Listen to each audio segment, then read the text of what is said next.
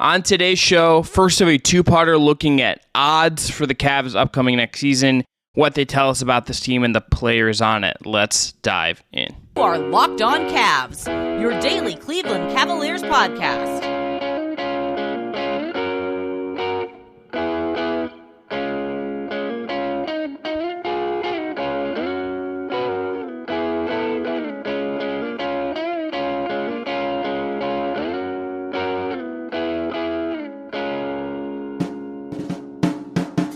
Today's episode is brought to you by Jase Medical. Save more than $360 and get some amazing life-saving medications shipped right to your door. Empower yourself with the purchase of the Jase case, providing you with a personal supply of 5 antibiotics that treats 50-plus infections. Get yours today at jasemedical.com. That's jsemedical.com. I'm Chris Manning. That is Evan Dammarell. Thanks again to Jake Stevens, as always, for his work on production. All right, segment 1 today, we're going to look at Defensive Player of the Year.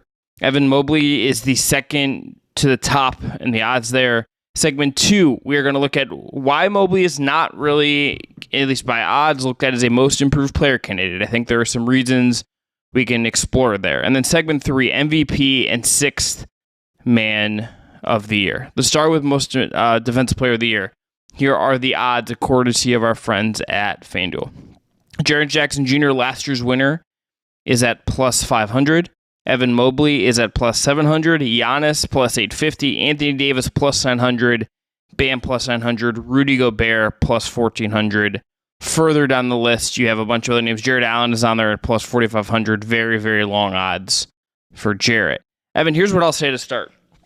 Mobley being second makes sense. It would not surprise me if he wins it this year, just because I think he is that good and I think he's only going to keep getting better. I also wouldn't be surprised if this isn't the year, but I understand why he's second, and I think he should be on that preseason shortlist as we get started here. So I'm a little surprised, first and foremost, that Brook Lopez isn't higher on this list because he was in that final 3 spot with Mobley and Triple J. But I do agree with you that there is a very good chance with Evan Mobley taking that quote-unquote proverbial year 3 leap that he does finish as the guy who takes home Defensive Player of the Year honors. Maybe he goes into first team all defensive honors as well. But if you look at the list in the field, at least, I mean, you have Jaren Jackson Jr., you have Evan Mobley, you have Giannis, you have Anthony Davis, and you have Bam Adebayo to round out the top 5. Like, those are all really good players. Those are all really good dudes. And it's hard to quantify how Defensive Player of the Year voting works. Like, some may know this. I know Chris does, at least. Like, Andre Drummond got a vote every year from a media member because he led the league in defensive rebounding. And that was his reasoning behind it, more or less. So, like, it depends on how the voters feel. But at least just looking into what the season can be for the Cavs, with the Cavs certainly prioritizing offense over defense this offseason. And maybe because of those moves, they expect Evan Mobley to take that year 3 leap on the defensive side of the ball, which is kind of crazy to fathom because he's so good defensively to begin with. But yeah, I wouldn't be surprised about it. But I think second favorite or second best odds makes sense just because heading into the season, you have to respect the guy who won it last year and also is, by all accounts, a very, very good, I'd say excellent defensive player in Jaren Jackson Jr. And it could be a bit of like a neck and neck race between those two when it comes to like keeping an eye on the lines or just maybe keeping an eye on just like what ladders are saying for the defensive player of the year race, or just kind of like what the old eye test is telling you. I think for one, Brook is a year older. I think that always can have an impact on this. I think he's at that point where, like, does he take a step back in some way? I don't think that's impossible. I think with Jaren, like, this is someone that is further along than Mobley. I think, like, minute for minute last year, I think a really good case. I think he was better than Mobley last year. But he's 24. He's a little bit older. He's a little more seasoned at this point. Mobley still has room to grow in terms of playing center and doing some of the things that I think enabled Jaren to get into that race last year and be really vital to that race last year. I think with Mobley, if there's a point where like maybe the zone comes back and he dominates that way, or he takes a step up in terms of blocking shots or getting steals, or there's some part of his game that really pops, that's going to be a part of the story for him. I think with these awards, you have to remember that you are telling stories about like what these guys are doing to some degree. You can back it up with numbers, back it up with film. For Mobley, I think Cavs are another great defense. He maybe is more effective as the lineups with him at the 5 are better defensively than they were last year, and maybe he picks some more steals. A couple of those things happen, and he just looks like a leveled up defensive monster. That's how he, I think, gets to a position where he can absolutely win this award this year. Are you surprised Jared Allen is somewhat, no, at least compared to the top 5 so far down the list? No, I think coming off the playoffs, and I think just what Jared is a competent rim protecting big who doesn't foul a lot. He's okay at switching, but this isn't like a guy that he is not the reason that Cleveland, he's part of the reason, but it's not like he is the apex reason of like why this defense spearheads, and he's not, I think, overwhelmingly lead at one thing. I mean, he's, top 30% of blocks. That's not outrageous for a center. He doesn't generate a lot of steals. He's really good at contesting shots without fouling, and he's, aside from the playoffs, a pretty solid rebounder, and he gives you a pretty stable back-end presence, but he's not like an overwhelmingly dominant defender in the way Mobley has been at times, and absolutely I think will be going forward. You and I are in agreement on that. Like, he does have that underrated skill that he's able to defend the rim so well without fouling, but but there is a bit of that stink associated with him heading off of what happened in the postseason, and now it's just, what more can you do? Like, we did get some questions for Friday or Saturday, depending on when it posts, mailbag, of what Jared Allen can be as a player on offense. I'm curious to see what else he can do on defense, because he is somewhat at his limit in terms of just what he can be. Like, he does showing willingness to defend on the perimeter, but he's nowhere near as good at it as his comrade at the 4 is in Evan Mobley. He's just like competent and fine, but that doesn't get you in the conversation to like win Defensive Player of the Year. To be Defensive Player of the Year, to do what Gobert did, and be when Brook was in the race, when Draymond has won it, when Jared won it last year, it's like you were an overwhelmingly dominant singular force. When Marcus Smart won it, it was because there was this year where it just felt like he was the most insane, pesky perimeter defender we had in the league. And, that was 1 year, but it's that kind of thing. I think if I were looking at this year for the competition, it's Jaren, it's Giannis. If AD's healthy, absolutely in there as well. We've seen what he can do. And then I think Bam Adebayo, to me, is like, if I were going to like throw money on this, and like not gambling advice, but if I were just going to throw like my lot in on someone for this year, I think I would do it for Bam. I think Bam is that good and hasn't won one, and it's like he's one of those guys that I think is going to win one at some point. So like, it wouldn't shock me if it's this year. Like, it's going to be really competitive, and it wouldn't shock me if the final 3 is like Triple J, Mobley, and Bam or something like that. I think that it's going to be that kind of race, and it's probably going to be really close. But maybe it's like still like a year too early before Mobley ascends. But maybe this is the year that like the full defensive monster potential is unlocked. I mean, it's going to happen at some point, but the question is it year 3? Is it year 4? When is it? No, that's a valid way to look at it. Like, is it now or is it going to be down the line? To your point about Bam, maybe things or the trajectory alters when the hypothetical dream scenario of the Heat landing Damian Lillard and Joel Embiid right before training camp happens, and Bam just does otherworldly things with the Sixers. But Bam's an interesting one for me. If you gave me an answer at the top 5, I think Anthony Davis could be a sneaky good option if he's just healthy, and that's a big if, just because he's really, really good under Darvin Ham, and I think he does a lot of things for the Lakers that are underappreciated. Yeah, and him and Bam are, I mean, sneaky is maybe bold, because him and Bam are tied for 4th at plus 900. Like, he's in the top 5 as far as betting odds go, and I think the reputation's there too. Yeah.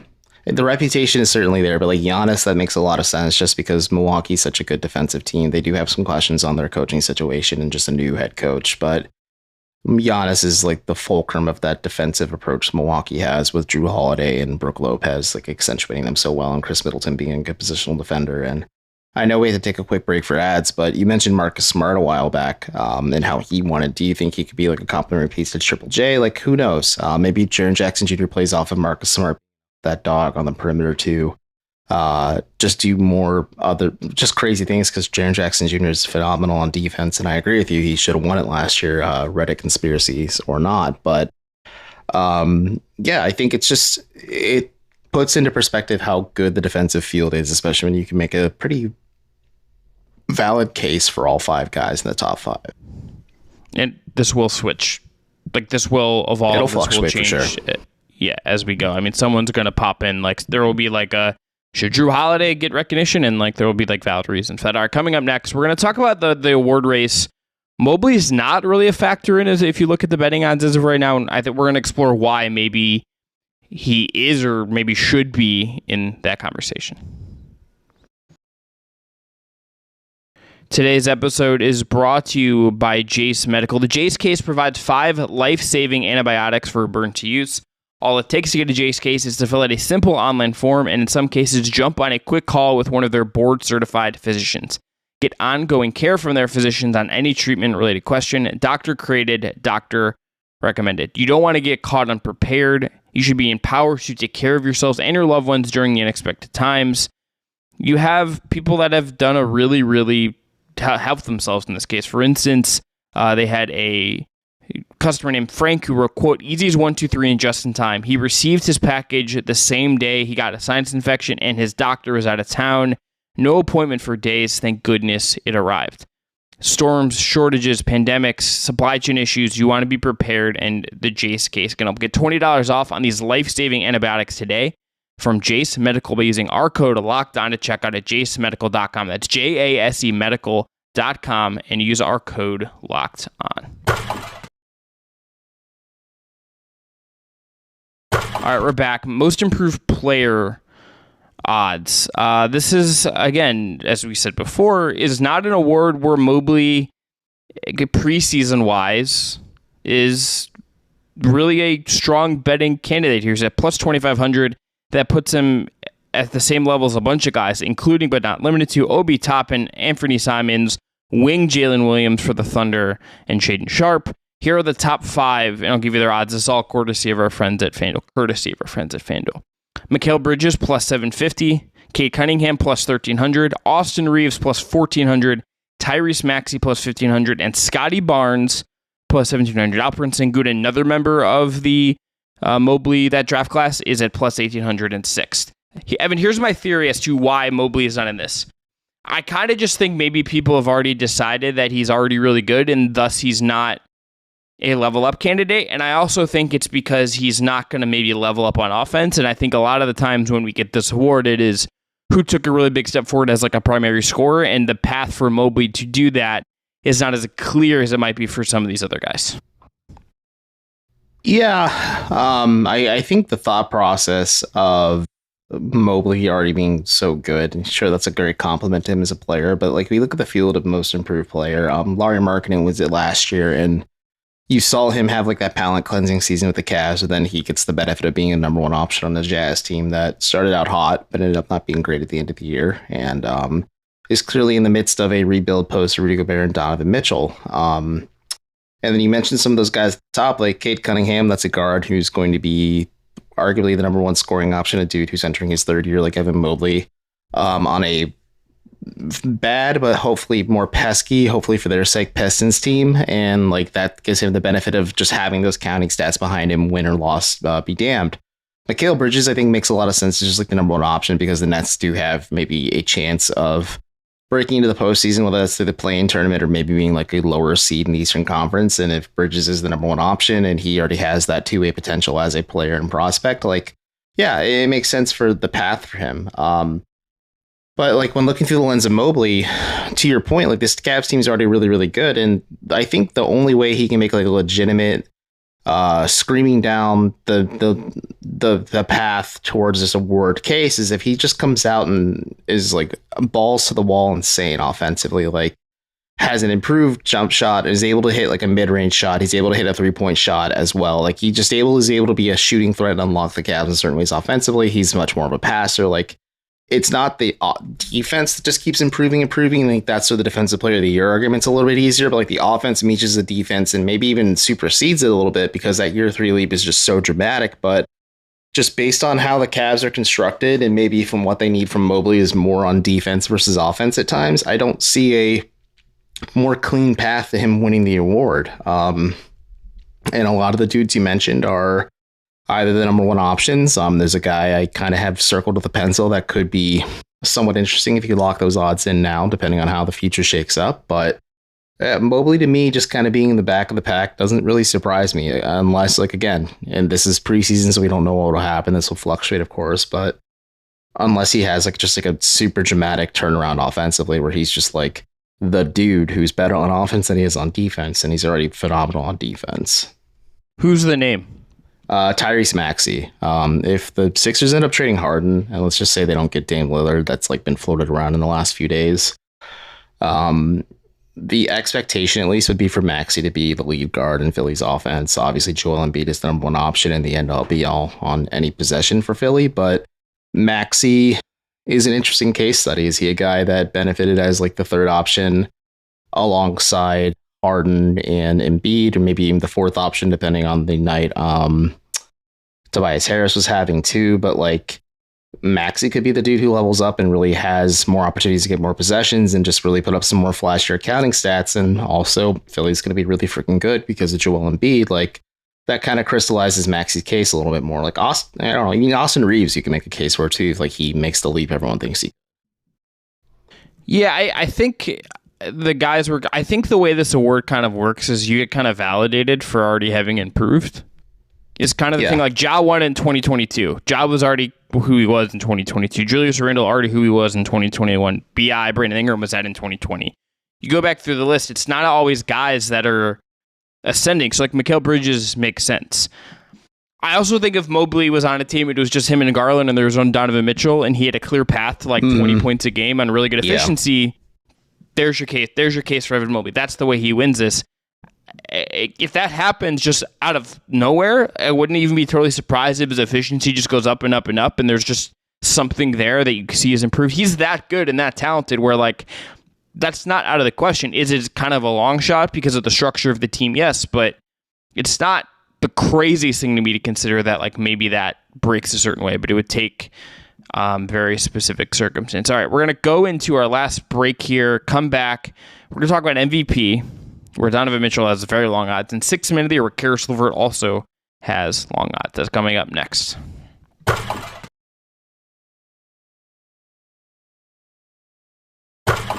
All right, NBA MVP. Here are the odds for most valuable player in the NBA, according to FanDuel. Jokic plus 430, Giannis plus 500, Luka plus 650, Tatum plus 800, Joel Embiid last year's MVP at plus 850. And then you get into Shea and Curry and KD and Booker and Dame is on there, AD, LeBron's a little further down. You go keep scrolling on FanDuel or any sportsbook. You get down to Donovan Mitchell, who comes in at plus 3,100. That puts him a little behind AD, ahead of Ant, ahead of De'Aaron Fox, ahead of Zion, ahead of LeBron, ahead of Jalen Brunson and Trae Young and Jimmy Butler. So he is in this list outside the top 10. Very long odds. And that, to me, feels right. I think Mitchell could have another All-NBA season. I think Mitchell could have a top 10 MVP kind of season. But I think the path to him actually winning the award feels pretty unlikely. It would be very hard to see a world, to me, Evan, where Donovan Mitchell does actually win the MVP. I mean, especially now with the new NBA rules in place about load management and monitoring how many games players, or at least star players, under the category of the NBA put, or at least the not category, requirements, prerequisites the NBA put in place to establish who is impacted by this rule. But I think Donovan Mitchell very well is going to be Cleveland's MVP, at least on offense this year. I think if Evan Mobley takes the leap, a lot of people are hoping he does. He could supersede Mitchell a little bit on just the MVP race, or maybe just on both ends of the court as well, depending on how impactful he is. But the guys you listed, I was moving my head in a clock. I'm yeah, you can make an argument for a lot of those guys in the top 5. I think you can make an argument for a lot of the dudes in the top 10 too. And Mitchell, I think, is just a casualty of the fact that the NBA is just really freaking talented. There's a lot of dudes that are very good at the top that are also clear bona fide number one options for their team. I am a little surprised Joel Embiid's 5th on this list just because of how good he was for the Sixers last year. And maybe it's fair to question, can he do it again this year? especially when like longevity or just like health is always a concern when it comes to Embiid's impact on the floor. But like Jokic is the best player in basketball right now, and you have to tip your cap to him and say like, yeah, that should be the MVP favorite heading into the season. But like a guy like Luka, that's some money I may throw at if I was a betting man, just because the Mavericks are such an interesting team. But like Luka's going to have the counting stats and probably have some games that are just like absolutely insane, and so will Donovan Mitchell. But I don't know. It's a weird situation because like Mitchell could not be the number one option for the Cavs. He could not be the top. He could be the top scorer, but like he might be the most impactful player, if that makes sense in terms of winning. And there could be other guys who are just ahead of him. But like I said, I think he's just also just like a casualty of the fact that the NBA is just really talented, and that's just, it is what it is at the end of the. Well, I think there's two things. Number one, I think he's just not at the level of the top 3, 4, 5 players in the league in the world. He's not at Luka's level. He's not at Jokic's level. He's not at Embiid's level. That's okay. He's amazing. He was all NBA last year, but is he at the very tippy top of that, like with Giannis and all those guys? No, I don't think anyone would argue that. I think last year was the best year of his career. I think the other part of this is, could he elevate himself beyond last year? I think if that's like his high point, is there another level to go up? Because if you look at last year, estimated wins, dunks, and threes has the stat that gives you an estimate of how many wins someone has worked to their team. Analytics, not everything, but just for the sake of contextualizing this efficiently, going to use them. Jokic was first, plus 17, added 7 to Embiid was 15.8. Tatum, 15.8. Luka, 15.1. Shea, 14.4. Dame, 14.3. Jimmy Butler, 14.3. And then Donovan Mitchell at 13. Giannis at 12.8. Kyrie at 12.5, which is very funny because that doesn't factor in other Kyrie things. And then Darius Garland is there as well, 12.2. So is Steph Curry. He had this unbelievable year last year. Got some votes. But I think that's probably...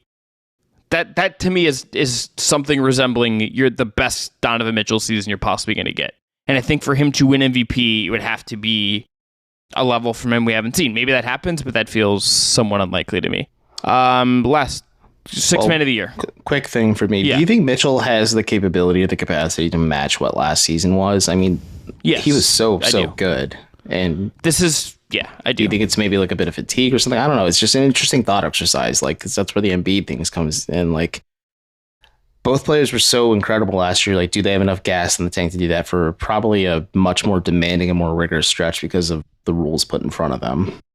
I mean, I think Mitchell played like about a reasonable number of games last year, and I think for him, last year it felt like a year where it's like new environment. I got embarrassed in the playoffs. Let's prove myself. They got embarrassed in the playoffs again by the same guard. I kind of feel like he's going to come in, chip on his shoulder once again. I would not, if this is a little bit of a Donovan Mitchell like vengeance regular season, and we'll see where that gets them, would not be surprised if he's just having monster games again. Look, that guy's gas tank. I mean, we saw it in the 71-point game. He got 71 in part because he just kept going and going and going. I don't ever doubt that guy has that in him. It's one of his absolute best attributes. All right, sixth man of the year. Karis LeVert is at plus 2,300. He is the most likely, most in the odds as far as a Cav being in that race. Brogdon plus 800. Powell from the Clippers plus 850. Quickly plus 850. Won it last year. Buddy Hield plus 1,000. Malik Monk plus 1,000. Caleb Martin plus 2,000.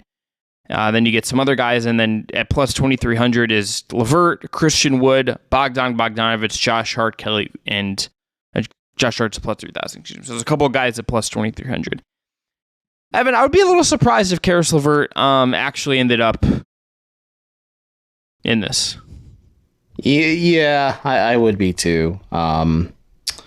Sixth man of the year is such a volatile like award race to begin with because a lot of it is who is the best scorer off the bench for an NBA team, but like LeVert is like so mercurial as a player, just in terms of his impact. Like he does give you that defensive upside, some scoring chops too, but like, is he able to do that on a night-to-night basis? Is he able to be the player he was for the second half of last season? I don't know.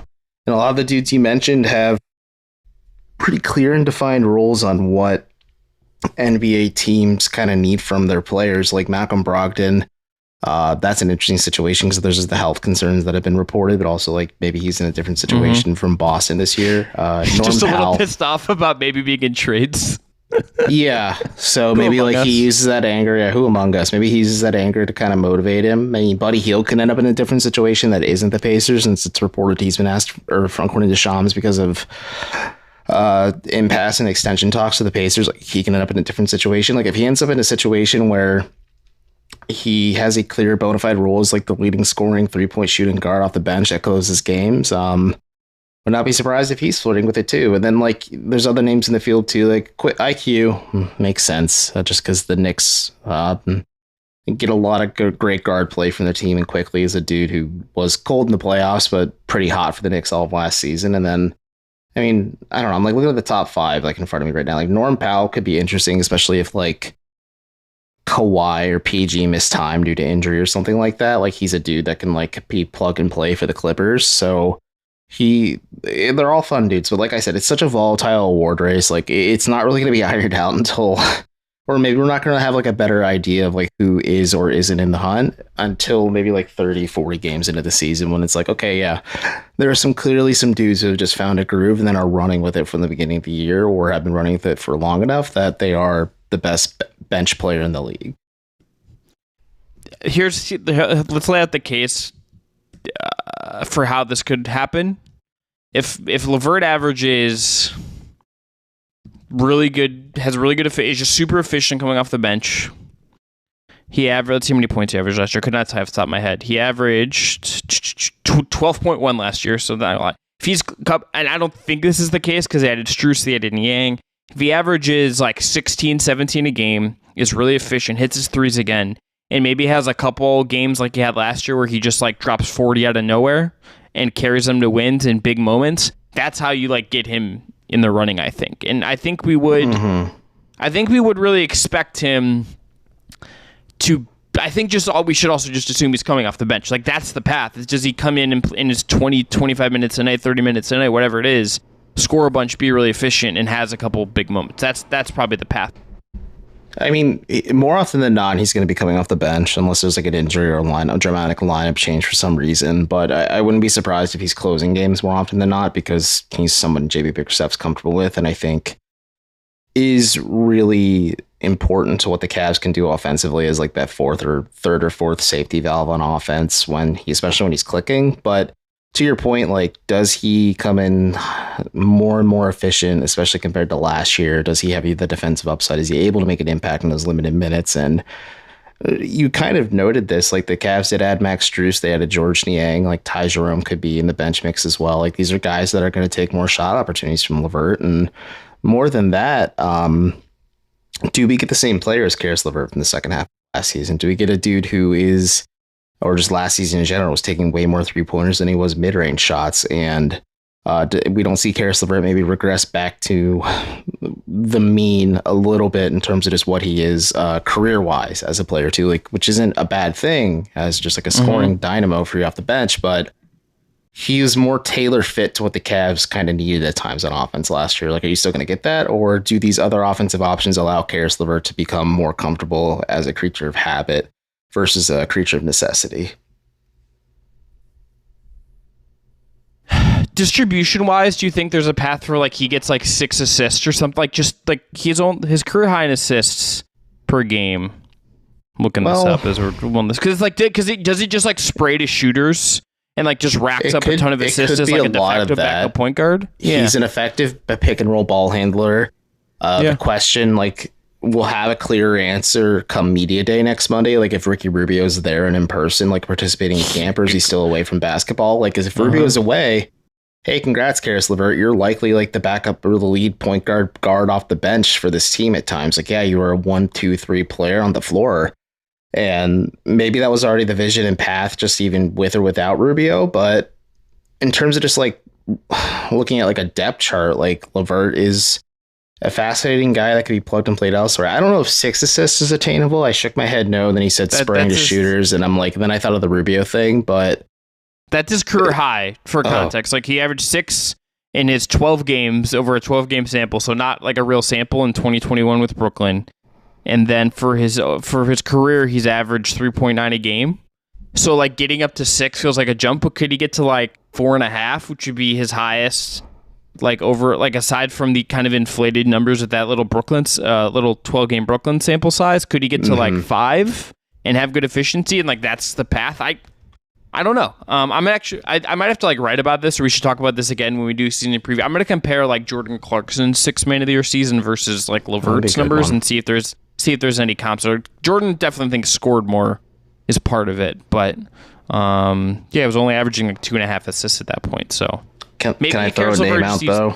Yeah, hit me. As like my sneaky, interesting voting favorite. I know Mark Spears said he could end up starting for Golden State, but I think Chris Paul's best is like the bench guard for the Warriors. Yeah. And that could be a dude who like doesn't have to be asked to do a lot, but like he is the point guard, and he's with Steph Curry, Klay Thompson, and a bevy of shooters, and also a team that is going to be gunning for the championship. Like Chris Paul would be a guy maybe you throw a couple bucks at if you want to like make an early season bet, because like that makes sense to me as like a 6-man option.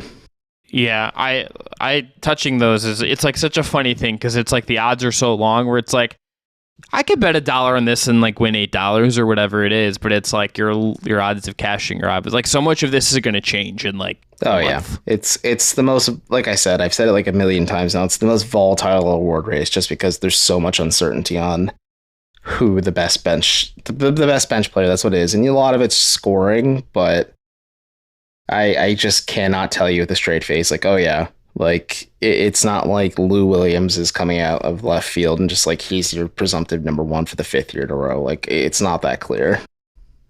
Yeah, there's like some names you got on the list. It's like Larry Nance Jr. is 30 plus 3,500. You could just like waste some money on some of these names that are on the list. Larry Nance Jr. is a guy I think of him like if the Cavs could finesse a way to get him back in Cleveland, that'd be kind of good as a backup to Evan Mobley. He would fit really well. He would be a useful piece to them. Him or Markkanen, I think, would having one of them a dude who could play 3, 4, and 5. Well, at least just like play, like gives you like they just are missing like a little bit of size, but that's maybe a question. We should do an episode that's like what are the Cavs' weaknesses, and I think like lack of size at certain spots is part of it. So I think we'll talk about that more once we do that as a season preview. But that's going to be it for this episode of Locked On Cavs. Back at you tomorrow with more betting odds, getting into win totals, title futures, all of that fun stuff. Talk to y'all then.